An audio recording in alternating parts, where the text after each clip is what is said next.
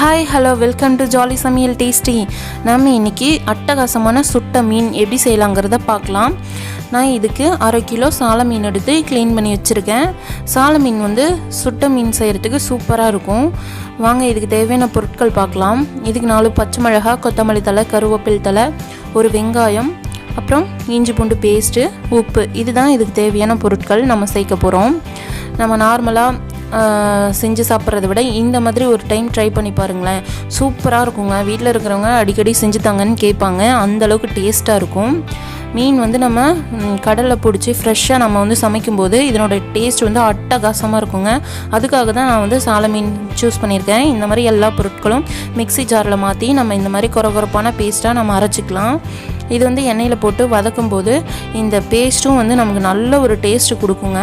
இப்போ நம்ம மீன் எடுத்துக்கிட்டோம் பவுலில், அதை நம்ம எல்லா மசாலாவும் சேர்த்துக்கலாம். நம்ம எல்லா மசாலாவும் சேர்த்து நல்லா மிக்ஸ் பண்ணிக்கோங்க. எந்த அளவுக்கு மிக்ஸ் பண்ண முடியுமோ அந்த அளவுக்கு மிக்ஸ் பண்ணுங்கள். அப்போ தான் மீனில் அந்த மசாலாலாம் ஒட்டும்.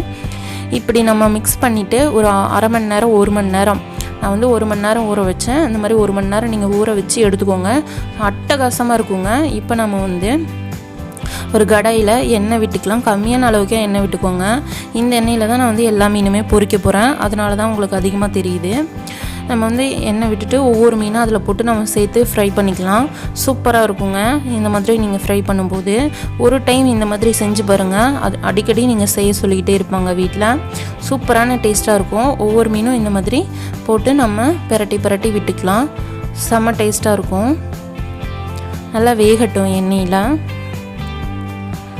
அடிக்கடி பிரட்டி விட்டுக்கிட்டே இருங்க. அப்போ தான் அடியில் மீன் ஒட்டி பிடிக்காமல் இருக்கும். கடாயில் சின்னதாக ஒரு ஸ்பூன் வச்சுட்டு இந்த மாதிரி பிரட்டி விட்டுக்கிட்டே இருங்க. சூப்பராக வெந்துடும் மீன். இந்த மீன் பார்த்திங்க அப்படின்னாக்கா நம்ம பருப்பு சாம்பார் கூட, மற்ற பொரியல், ரசம் இந்த மாதிரி சாப்பாடுக்குள்ளெல்லாம் இந்த மீன் சேர்த்து சாப்பிடும்போது ரொம்ப அட்டகாசமாக இருக்குங்க. நம்ம இன்னொரு வாய் சாப்பிட்ணும் அப்படின்ற ஆசை தூண்டும் இந்த மீன். அந்தளவுக்கு டேஸ்ட்டான மீனுங்க இந்த மீன்.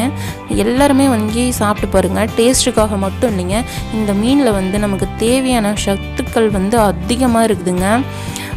நோய் எதிர்ப்பு சக்தியும் இந்த மீனில் அதிகமாக இருக்குது.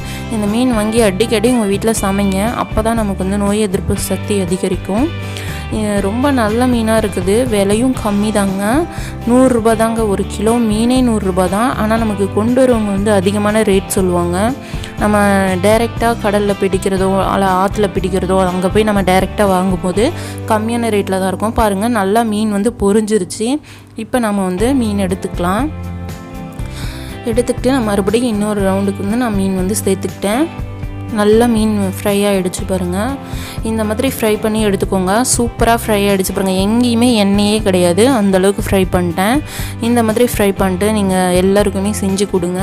எல்லாருமே ரொம்பவுமே விரும்பி சாப்பிடுவாங்க. வீட்டில் பெரியவங்க சின்னவங்க எல்லாருமே அவ்வளோ விரும்பி சாப்பிடுவாங்க. இந்த வீடியோ உங்களுக்கு பிடிச்சிருக்குன்னு நினைக்கிறேன். இந்த மாதிரி உங்கள் வீட்டில் ஒரு டைம் ட்ரை பண்ணி பார்த்துட்டு கமெண்ட் பாக்ஸில் கமெண்ட் பண்ணுங்கள். உங்கள் ஃபேமிலி ஃப்ரெண்ட்ஸ் எல்லாருக்குமே இந்த வீடியோ ஷேர் பண்ணுங்கள். சேனலை சப்ஸ்கிரைப் பண்ணாதவங்க சப்ஸ்கிரைப் பண்ணிக்கோங்க. பக்கத்தில் உள்ள பெல் பட்டனையும் கிளிக் பண்ணுங்கள். Thank you friends.